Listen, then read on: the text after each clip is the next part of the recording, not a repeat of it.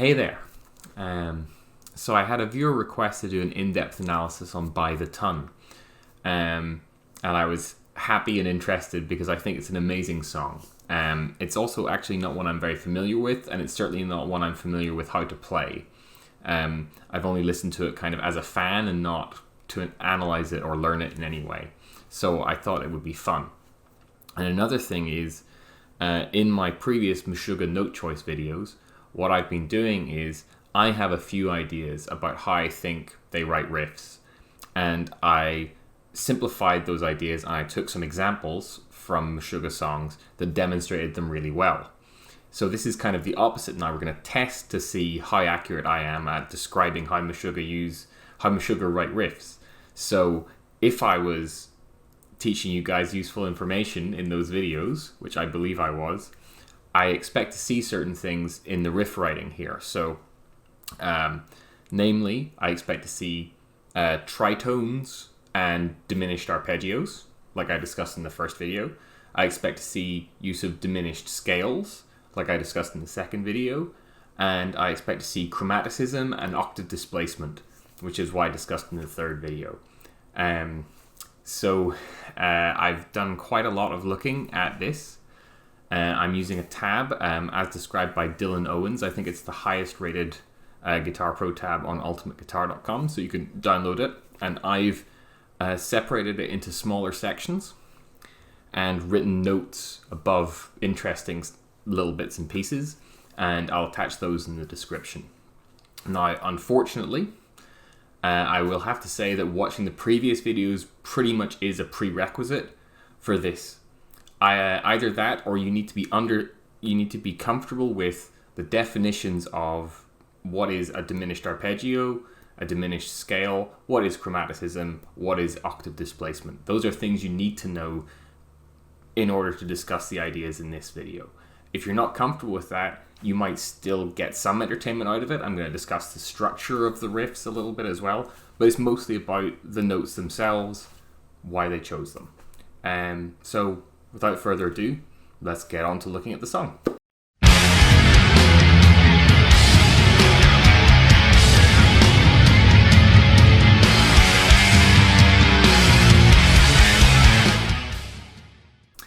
Yeah, so the intro riff doesn't really contain very much of those things that I said Meshuggah riffs would usually contain. It does have some other interesting ideas, so let's look at those.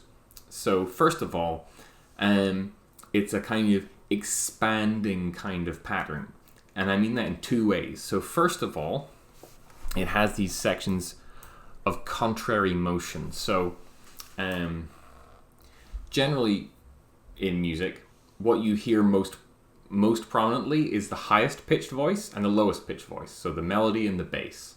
So one thing that often sounds really cool is when those move in opposite directions. So the most famous example is Stairway to Heaven, where the bass descends chromatically and the melody ascends in a scale, and together, right? And Meshuggah do this here in By the Ton in the intro quite a lot. So this section here, right? You can kind of hear that, let me see, as kind of one set of notes going up, namely the, and one set of notes going down. And then, like I said, this riff kind of expands. So the next time that happens, it's longer. So there, we took the initial and we've expanded it by a note. And the descending run, we've expanded it by a note as well. Just to continue making this point, here it is again, and longer, and again, the note that goes down further, and the note goes up further, and so it's pretty cool, right? And that feeling of it broadening out is part of what adds to the tension of the riff, right? Part of what makes it feel kind of gross and heavy. And then that idea shows up one more time at the end. And it's a slight variation, but basically the same idea, right? One set of notes going up and one set of notes going down. So just to continue discussing this idea, the notes going up and the notes going down don't particularly fit into any obvious scale, right? I could probably pretend that it was mostly from some scale, but I don't think that's how this riff was written. I think this riff was written with the idea of the notes expanding, right? That looks deliberate to me. And that could be just like the vibe they were going for in some way. It doesn't mean like they sat down and tried to write a riff like that, but it's like super obvious. And the way I would suggest you could write a riff like this is you deliberately take one set of notes going up, one set of notes going down, and you make sure all the notes going up sound kind of evil and metal. You make sure all the notes going down sound kind of evil and metal. And you end up with something roughly like this, right? Contrary motion has been around for like hundreds of years, so I wouldn't worry about stealing that idea. And yeah, that's basically half of this riff. So the other thing we have is a little section I've called the fill and bend. So if we have that contrary motion section,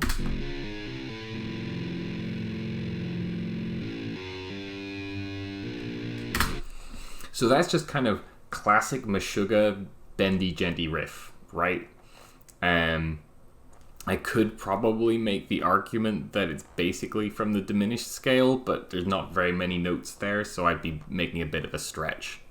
But what is important is structurally, we have a contrary motion riff, a fill and bend riff, a longer contrary motion riff, a longer fill and bend riff. Right, so the first time it's just this little, and then the second time it's a bit longer. And that really is pretty much diminished scale stuff there. The contrary motion riff gets longer again, fill and bend bit gets longer again.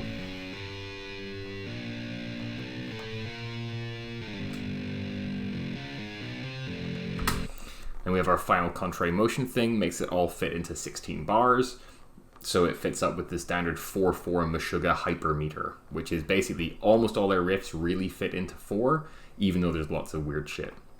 So there's a reason I've come back to I've come to the very end to discuss the first few notes, and that's because they don't really fit into the pattern, right? And this is a really common Meshuggah trick that really makes my life difficult when I analyze it, because what they'll often do is have some simple pattern like contrary motion riff, fill and bend riff. Both get longer and you do it again. Both get longer and you do it again, right? And then you just make it fit into 4, right? That's like absolutely straightforward classic Meshuggah. And then they just have this like bit at the start, which throws you off completely, doesn't fit into the pattern. You know, tough shit. So there you go, right? One thing I would suggest, right, is that the map is not the territory. And I don't just mean the excellent Cloudkicker album. I mean that I'm looking at the tab here because it's a much simpler way of discussing the music, right? The music is the way they actually performed it. And one thing about this song in particular is it's really heavy on articulation, right? Slides, bends, dead notes, pick attack, right? They're really using the instrument to get across that fucking heavy sound. And this big nasty slide at the start kind of tells you, hey, this song's going to be really heavy on articulation, right? It's an opening statement. And then the riff makes sense from there. So that's the way I would kind of look at this intro riff.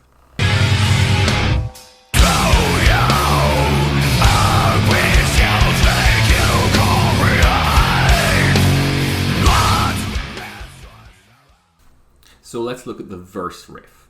So one thing that's really cool about this song, and I didn't really realize as much until I looked into it deeply, is that it's got lots of little connections between the sections. So right off the bat, we start and there's our motif, right? Kind of like the very start of the song. Here's our opening statement. We're going to be doing lots of heavy sounding slides this song. Cool. then we've got another one of these contrary motion sections. So one thing that makes this a little bit easier is this is a much simpler repeating pattern here in the verse. And that's a general thing you'll see in most bands, is that the verse riffs are simpler because there's someone singing. And if the guitars are doing something really crazy and busy, it's just too much to pay attention to. So this is kind of like a simplified version of the intro, right? Makes sense. You intro strong, you show off all your coolest stuff, you tone it down a bit, and you let Jens sing over a bit. In terms of the notes in the contrary motion bits, I tried to figure out exactly where it would fit better inside the whole half diminished scale or half whole diminished scale, and either way you end up getting 4/5 of the notes. I will point out, somewhat gleefully, that there is a prominent tritone and a prominent octave displaced minor third, so it's kind of a bit more diminished E than the previous riff, but it's still not quite clear enough that I would, really push and say, hey, this is diminished. But definitely it's leaning more that way towards that typical Meshuggah sound. It's pretty simple in that you've kind of got, a slidey riff or a bendy slidey riff.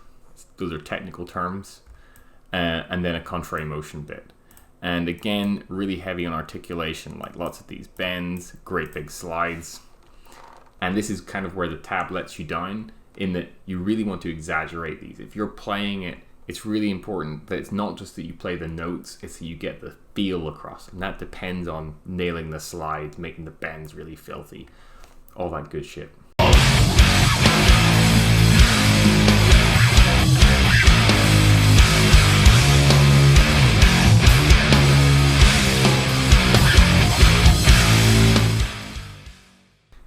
Okay, let's get into what Owen Dillon has just described as riff 1, so I will as well. So this is nice. So after I said, hey, Meshuggah use a lot of diminished scales, they use a lot of chromaticism, this riff kind of really clearly demonstrates that. So if you look at, just to demonstrate again, a half whole diminished scale.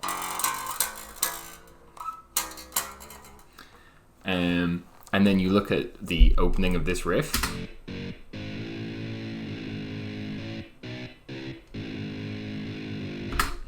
So up until this point, this flat sixth, it's just basically a kind of fancy and gradual climb up the diminished scale.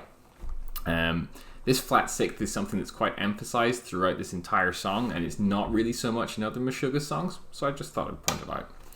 Then we have this really cool section here, which is essentially a chromatic fall. So in the same way, say, Master of Puppets, right?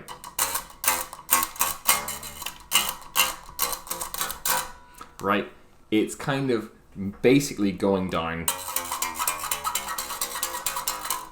chromatically with a few kind of syncopations and flavor notes, but the basic idea is we descend chromatically. And that's exactly what Meshuggah do here. And it's quite similar to the I Am Colossus bridge riff that I discussed in, video 3. So it just basically, in a fancy way, moves from the 9th fret on the low F string down to the 1st fret.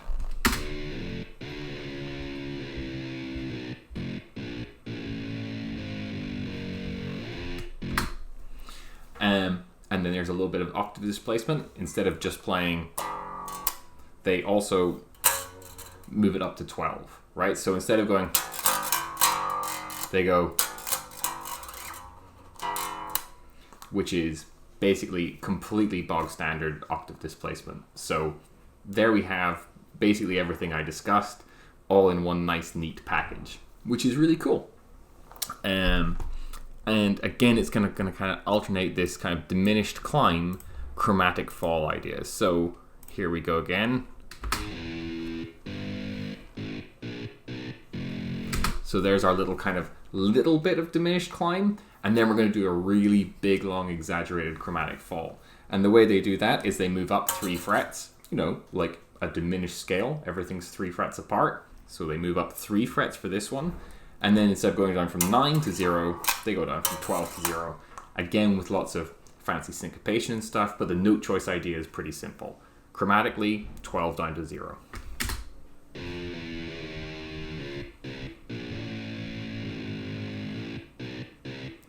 Oh. Little notes I left for myself, obviously. This little tiny bit is kind of like a brief climb again in the diminished scale, and then this is a nice tritone at the very end, because I also said that we should have tritones. I just point out a nice obvious one. So again, we have that kind of structure of a riff that alternates between two ideas. In this case, instead of alternating between a bend and a fill and a contrary motion section, now we're alternating between a diminished climb and a chromatic fall. And we're going to see this later in the other riffs as well.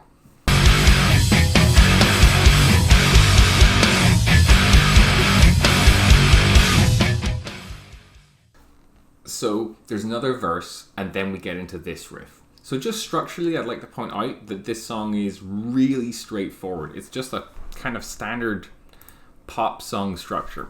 Intro, verse, riff, verse, riff, riff, bridge, big build up, big outro riff, right?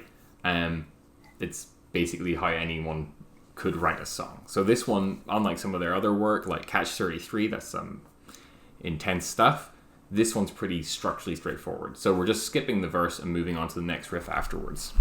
So it's really simple. We have a note, and the note a semitone higher.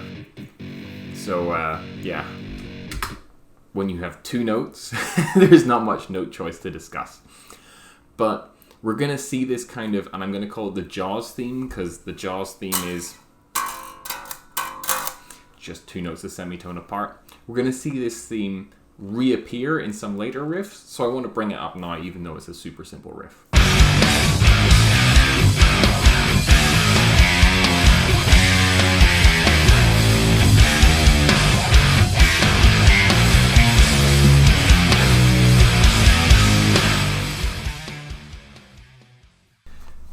So riff 3, the gigantic bridge riff, it's long, it's complicated, there's a lot of different bits and pieces.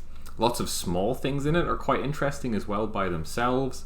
And the request was to look at this in depth, so yeah, I'm going to do my best, but also try and fit this into a normal kind of video length. So wish me luck.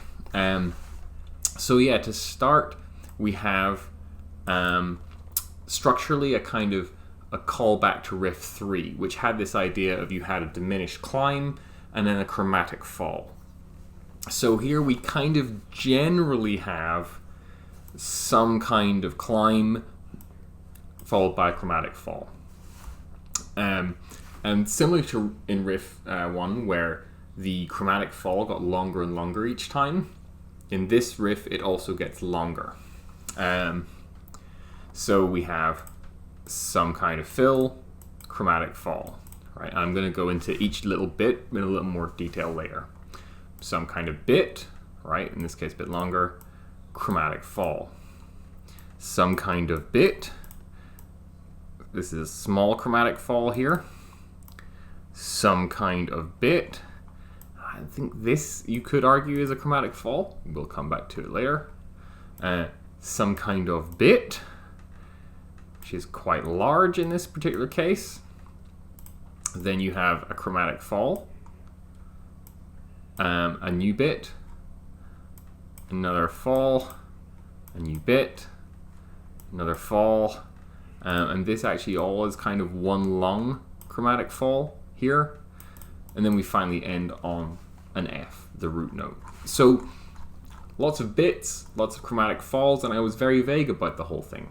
So let's look at each bit in more detail. So this section here. So a lot of patterns Meshuggah use, they are diminished or chromatic or octave displaced or whatever, but they also kind of fit comfortably under your fingers. So this section, I could describe it as ascending chromatic bass, right? And then those notes get rearranged.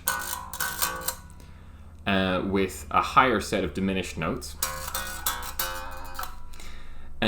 But really they're just kind of chromatic notes from frets 1 to 4, right? If you fiddle about with those notes and use your ears, you'll probably end up with something like this. So yeah, either of those explanations is probably pretty fair.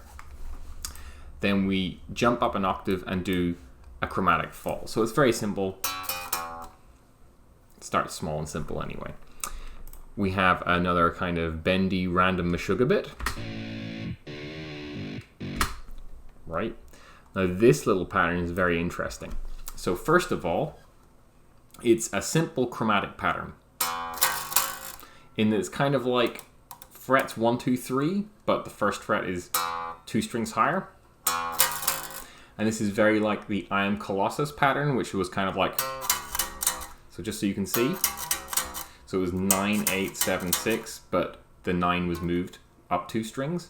So again, kind of a pretty simple fingering, and then moved up 3 frets each time. So it's like 1, 2, 3, 4, 5, 6, 7, 8.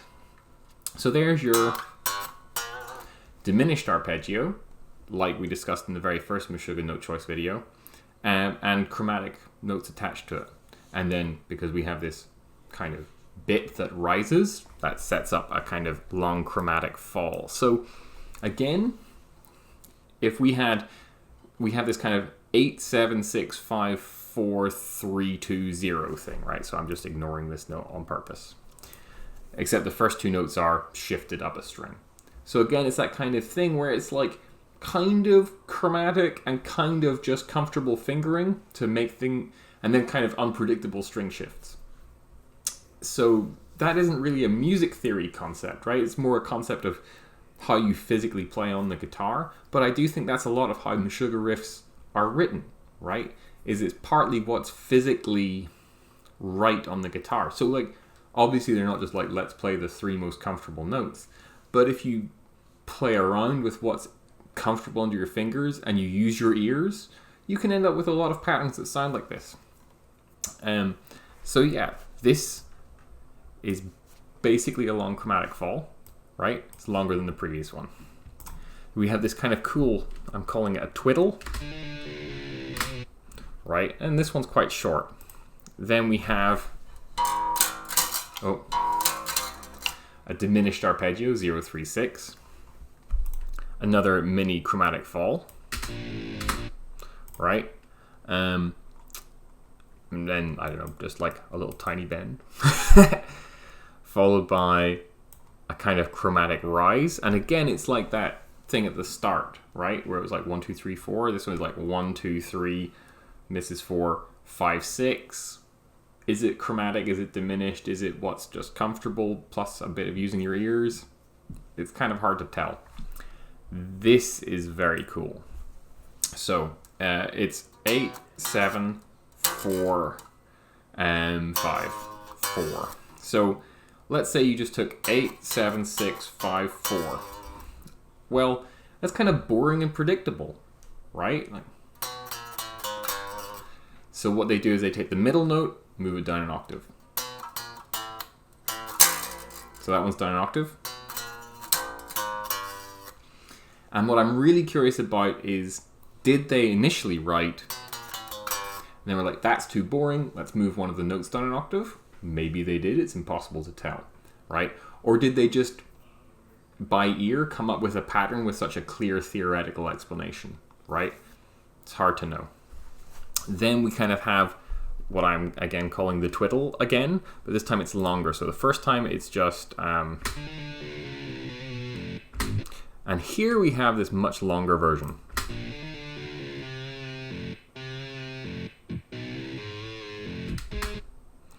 Right?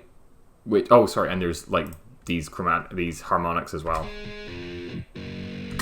So again, what I would say is the twiddle.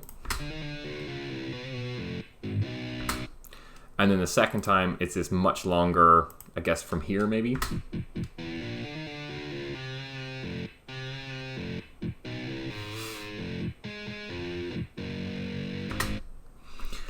So I'm calling it twiddle, and I'm kind of hiding behind that. But basically, standard Meshuggah-y wide interval riff.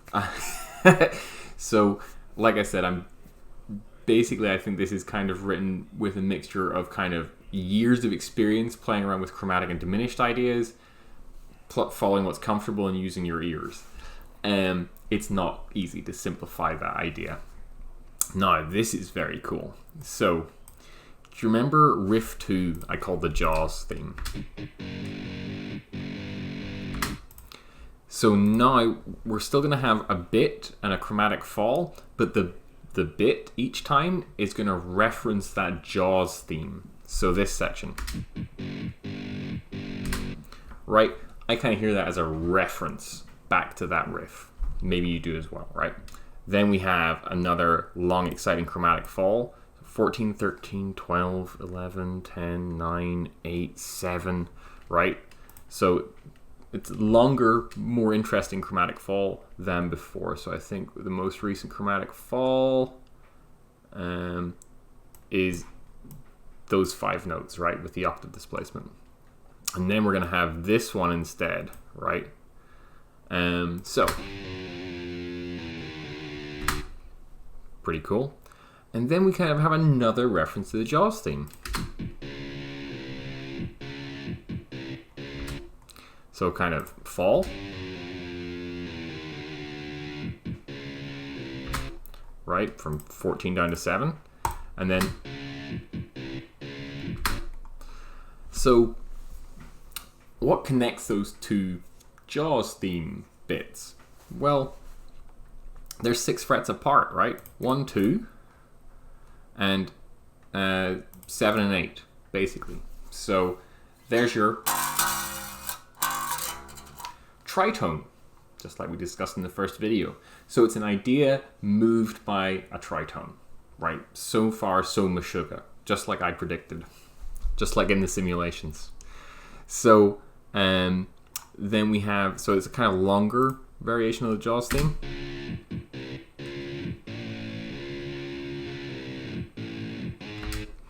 Right? Then here again, so let's say, I'm stretching this a bit, that 8, 7, 4, even though it skips 6, 5, 8, 7, 4 is part of the chromatic fall. Then here, instead of going down, it's like 8, 7, skip 6, 5, 4, 3. Instead of going down to this 3, they go up to the 10th fret on the next string, which is an octave displacement of that note. So if you wanted to have a really long chromatic fall, the problem is you just run out of notes. So a really cool trick to do is keep falling and then leap up an octave and then keep falling, right?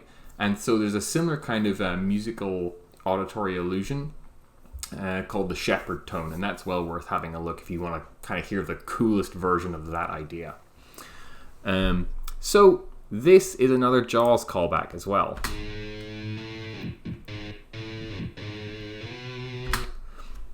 Which is pretty cool. So they've combined that octave displacement and that callback to this theme that's cropping up again and again in this riff. Also, in terms of where those notes are, they're basically up 3 frets from the first Jaws theme. So we had 1 and 2, 7 and 8, and now we've got 3, 4. So, 1, 3, 7. In that is kind of a diminished triad. So the next thing I would expect as a long-term predictor that Meshuggah use diminished things and they tend to build them up together is that the next Jaws theme is going to be the remaining note in a diminished 7 arpeggio. Anyway, so after we jumped up from the 3rd fret to the octave displacement, we play the Jaws theme there, we come back down again, so we're back at kind of that 4-3 part of the chromatic fall. Go 4, 3, 2, 1, minus 1. Yes, I'll explain. So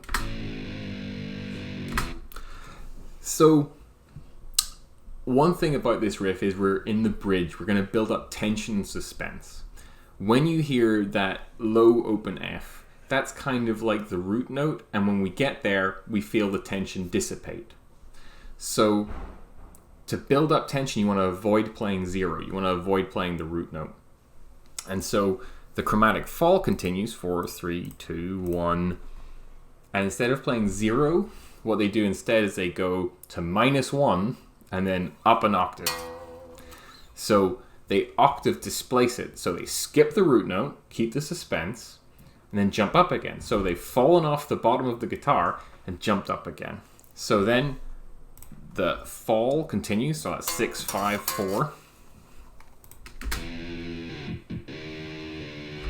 Which is pretty cool. And then it's the final Jaws reminder, which is super cool. And as predicted, so the first time it's around the 1st fret, then around the 7th, then around the 4th, and this final one here, the 4, 5 on that string, it's kind of like 9, 10.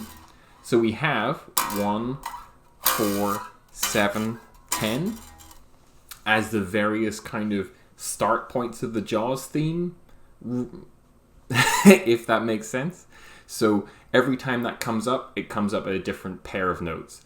And if you look at all the notes that those pairs make up, it turns out that inside them, quite obviously, is a diminished 7 arpeggio, right? Which is the thing that I said Meshuggah is generally based on. So I am bending the rules if you're paying attention, but it's definitely based on that diminished 7 thing. And then we finally have, oh, what's this? A little tritone. And then this note, again, that's an octave displaced minor 3rd, diminished triad, just like in the simulations. And then finally, an open low F, home. So we finally ended this gigantic monster riff.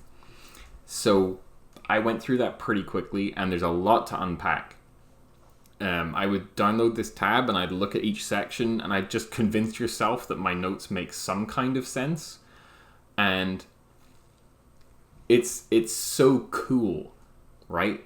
In that there's so many pieces of this riff that relate to each other in interesting ways, and they relate to previous bits of the song in interesting ways. And for me, that's a lot of what's really cool about Meshuggah, right, as a band, is there's this kind of deep composition.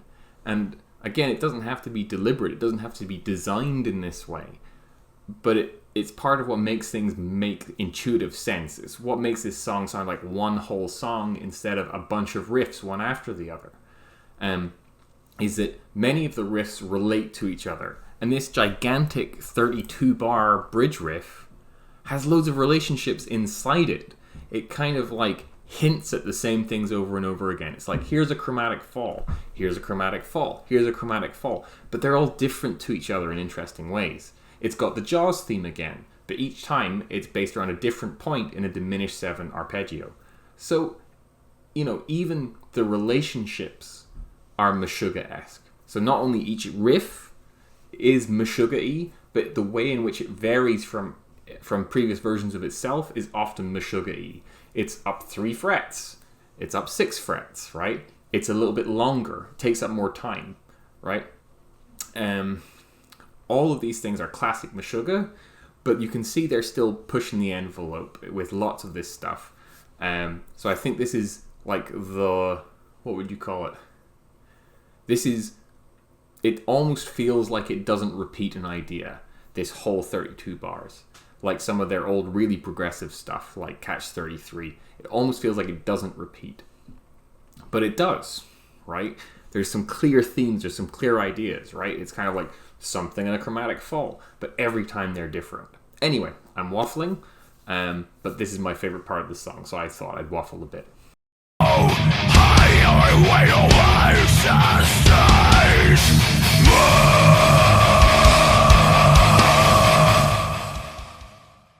Okay, so the bridge genty bit, this is super straightforward. It's a slide of a tritone, so 6 frets, literally the first thing I discussed in this series.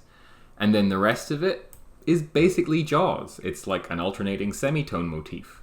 So here, again, it's new material, but it relates to the same themes as the rest of the song, musically, right? Tritones, semitone jams.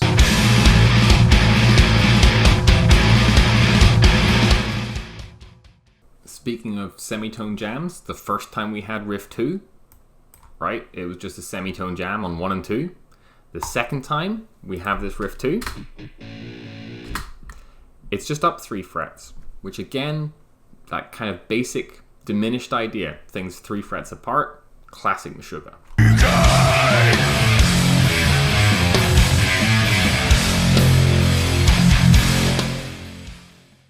So let's look at the outro riff. So throughout this series, I've been discussing a lot of what are technically called symmetrical scales. That means where the scale is built out of a short repeating pattern. So let me give you an example of a scale that's not symmetrical, the major scale. It repeats every 8 notes. That's why we have the word octave. Now, you could make a scale that repeats at a shorter distance. For example, the chromatic scale. Chromatic scale is very simple. You just play every single note.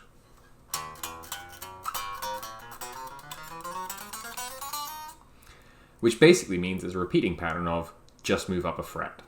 That's it. It's the only rule. And anything that evenly divides 12 will create a symmetric scale. So if you just move up 3 frets at a time, right? It's a simple pattern and it repeats every 4 notes on the 12, but it also actually repeats every note. Every note, the pattern is the same. Right? It's the same. It's a short repeating pattern of just move up 3 frets. What's another thing that divides 12? 4. If you just move up 4 frets each time, you will also evenly divide 12. So that sounds like.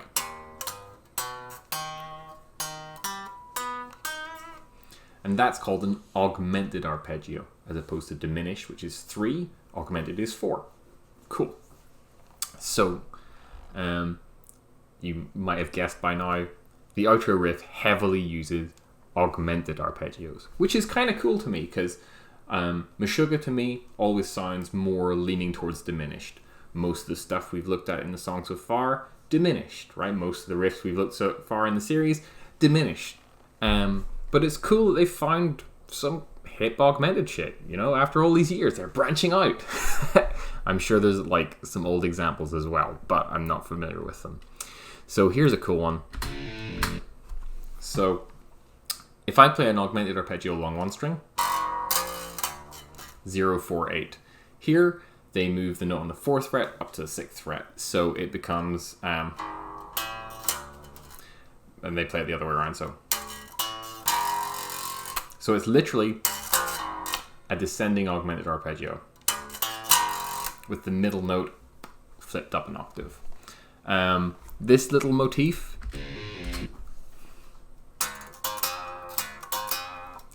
is the Imperial March. This little fill, that's kind of a whole half diminished kind of sound. So we have our basic ingredients for the outro riff, an augmented arpeggio, the Imperial March, a little fill. Then we have lots of low Fs,